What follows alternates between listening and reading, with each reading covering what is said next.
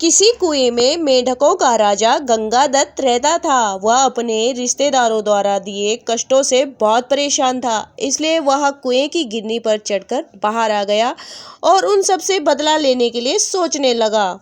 सोचते समय मेंढकों के राजा ने एक सांप को अपने बिल में जाते हुए देखा। उसने सोचा, मैं इस सांप को कुएं के अंदर ले जाऊंगा और अपने सभी रिश्तेदारों को इसे खाने को दे दूंगा। ऐसा सोचकर मेंढकों का राजा गया और सांप के बिल के बाहर जाकर खड़ा होकर बोला, बाहर आओ मेरे मित्र, बाहर आओ। मैं तुमसे मित्रता करने आया हूँ। मैं अपने रिश्तेदारों से परेशान होकर तुमसे सहायता मांगने आया हूँ। मैं चाहता हूँ कि तुम मेरे शत्रु को खा जाओ। सांप ने उसे सुना और कहा, तुम कहाँ रहते हो? कुएं में, तालाब में या झील में? गंगादत्त ने कहा, पत्थरों की तह से बने हुए कुएं में। सांप ने कहा, मेरे तो पैर भी नहीं है, मैं कैसे कुएं के अंदर जा सकता हूँ? यदि मैं चला भी जाऊँ तो मैं कहाँ बैठूंगा और कहाँ तुम्हारे रिश्तेदारों को खाऊंगा? चले जाओ, मैं तुम्हें कुएं के अंदर आसानी से जाने का रास्ता दिखाऊंगा और अंदर पानी की सतह के किनारे पर एक बहुत ही अच्छा छेद है, जहां तुम बैठकर उन्हें खा सकते हो। मेरे साथ चलो, मेंढकों के राजा ने कहा। अंत में सांप मेंढक के साथ चलने के लिए तैयार हो गया।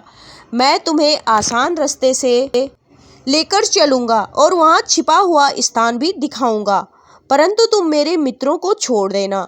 तुम केवल उन्हें खाना जिनका मैं तुम्हें संकेत दूंगा। सांप ने कहा, डरो मत, मैं वैसा ही करूंगा जैसा तुमने कहा है। ऐसा कहकर सांप बाहर आ गया और उसके साथ चलने लगा। जब वहां कुएं पर पहुंचे तो मेंढकों का राजा सांप को कुएं की गिरनी के रास्ते से ले जाकर छेद तक ले गया। उसने सांप को सुख से बैठाया और उन रिश्तेदारों की ओर संकेत किया जो उससे ठीक व्यवहार नहीं करते थे। एक एक करके सांप ने उन सबको खा लिया। कुछ समय पश्चात जब वह सभी मेंढक समाप्त हो गए, सांप ने मेंढकों के राजा से कहा, कृपया मुझे कुछ खाने को दो, वैसे भी तुम मुझे यहाँ लेकर आए थे।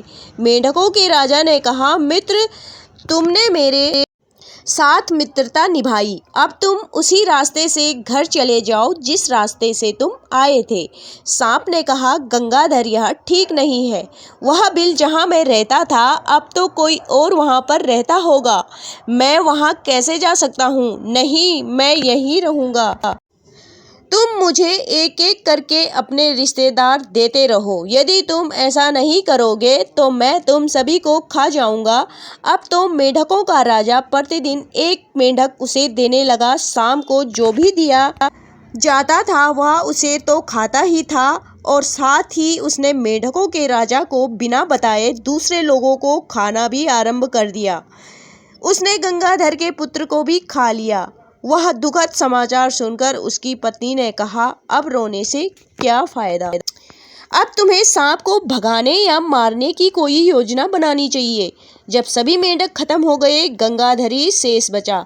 तब प्रियदर्शन ने कहा, गंगाधर, मैं भूखा हूँ, कृपया मुझे कुछ खाने को दो। गंगादत्त ने कहा, मित्र, अब यदि तुम मुझे इस कुएं को छोड़कर किसी दूसरे कुएं में जाने की अनुमति दो तो मैं वहां के लोगों को अपने विश्वास में लेकर यहाँ ले आऊँगा। ऐसी आशा दिलाकर वह वहां से चला गया। सांप उसके लौटने की उत्सुकता से प्रतीक्षा करने लगा, परंतु यह सब व्यर्थ गया। बहुत समय बाद प्रियदर्शन ने पास में ही रहने वाली एक छिपकली से कहा, महोदया, क्या तुम किसी कुएं में गंगादत्त को ढूंढकर मेरा संदेश दोगी? छिपकली ने किसी दूसरे कुएं में गंगादत्त को ढूंढकर उससे कहा, गंगादत्त, तुम्हारा मित्र प्रियदर्शन तुम्हारी उत्सुकता से प्रतीक्षा कर रहा है। उसने कहा है कि वह तुम्हें कोई क्षति नहीं पहुंचाएगा। गंगादत्त ने कहा, एक भूखा व्यक्ति कौन सा पाप नहीं कर सकता महोदया।